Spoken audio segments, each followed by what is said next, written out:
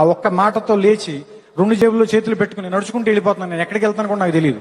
Hi guys, welcome to movie magics. నేను మీ bro Nitin. Raviteja అన్న హీరోగా, భాగ్యశ్రీ భోస్లే హీరోయిన్ గా నటించిన మిస్టర్ బచ్చన్ మూవీ చూస్తాను మామ. మూవీ అయితే నాకు అంత సర్ప్రైజింగ్ గా ఇంకా డిసప్పాయింటింగ్ గా ఏం అనిపించలేదు. బికాస్ మూవీ పోస్టర్ రిలీజ్ అయినప్పుడు అనుకున్నాను మూవీ బాగుంటుంది అని. కానీ రీసెంట్ గా మూవీ నుంచి రిలీజ్ అయిన సాంగ్ చూసాక సగం హోప్ పోయింది. ఇంకా ట్రైలర్ మిగిలిన సగం హోప్ ని దొబ్బుకెళ్లిపోయింది. కాబట్టి మూవీ మీద నాకు ఎలాంటి హోప్స్ అండ్ ఎక్స్పెక్టేషన్స్ లేకుండే.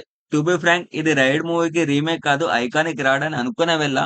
అనుకున్నదే జరిగింది కాబట్టి నేనంత డిసప్పాయింట్ అవ్వట్లే. మూవీ గురించి ఇండెప్త్ రివ్యూలో డీటెయిల్ గా మాట్లాడుకుందాం. కానీ దానికన్నా ముందు ఎవరైనా మన ఛానల్ ని మొదటిసారి విజిట్ చేసినట్లయితే వెంటనే మన ఛానల్ ని సబ్స్క్రైబ్ చేసి బెల్ ఐకాన్ ని ఆన్ చేసుకోండి ప్లీజ్. 2018 లో రిలీజ్ అయిన రేడ్ మూవీ 2 అవర్స్ ఎంగేజ్ చేస్తుంది. ఎలాంటి అన్వాంటెడ్ సీన్స్ ఇంకా ఇరిటేటింగ్ సాంగ్స్ లేకుండా ఒక సీక్వెన్స్ లో వెళ్తూ ఉంటుంది. లిమిటెడ్ క్యారెక్టర్స్ తో అన్లిమిటెడ్ ఎంటర్టైన్ చేస్తుంది. ఎమోషనల్ సీన్స్ అయితే హార్ట్ వార్మింగ్ గా ఉంటాయి. నేను ఈ మూవీ 2021 లో చూసాను అనుకుంటా. అద్దిరిపోయింది. ఎవరైనా చూడకపోతే ఇంకా చూసేయండి. ఇప్పుడు ఈ కళాఖండం మిస్టర్ బచ్చన్ విషయానికి వస్తే మూవీ మామూలు రాడ్డు కాదు మామ. 90 ఐరనే ఐరన్ వంచాలా రాడ్ అని ఏంటి? చెప్పాలి. ఎందుకంటే మూవీ కాన్ఫ్లిక్ట్ ఏంటి, అసలు హరీష్ శంకర్ గారు తీసింది ఏంటి? కాన్ఫ్లిక్ట్ ఏమో ఇన్కమ్ ట్యాక్స్ రైడ్ గురించి. కానీ మూవీలో మొత్తం భాగ్యశ్రీ నడుమునే చూపించారు. The great remake director Harish Shankar గారు. మూవీ ఫస్ట్ హాఫ్ అంతా హీరో హీరోయిన్ కెమిస్ట్రీతోనే సరిపోతుంది.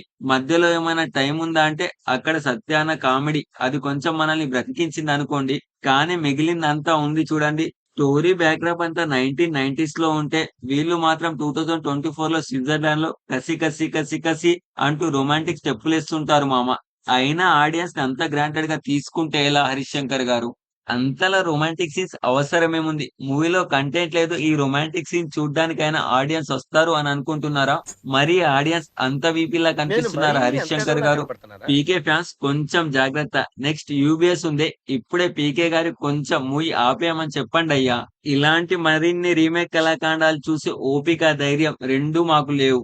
ఇంకా మూవీ సెకండ్ హాఫ్ విషయానికస్తే అద్భుతం, అమోఘం, ఆశ్చర్యం లాంటి పదాలు ఎంత దూరంగా ఉంటే అంత మంచిది. ఎందుకంటే ఇన్కమ్ ట్యాక్స్ రైడ్ ని చిన్నపిల్లల ఆటలా చూపిస్తారు.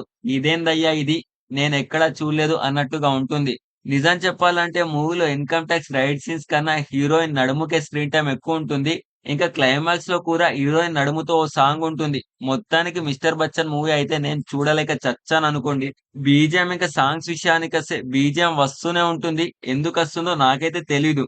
సాంగ్స్ విషయానికొస్తే రెండు బాగున్నాయి. మిగిలిన సాంగ్స్ ఎందుకున్నాయో నాకైతే అర్థం కాలేదు. Cinematography, production quality, costume designing స్టోరీకి సంబంధం లేకుండా పెట్టారనుకుంటాం. పర్ఫార్మెన్సెస్ విషయానికొస్తే రవితేజ అన్న ఎనర్జీ అద్దిరిపోయింది.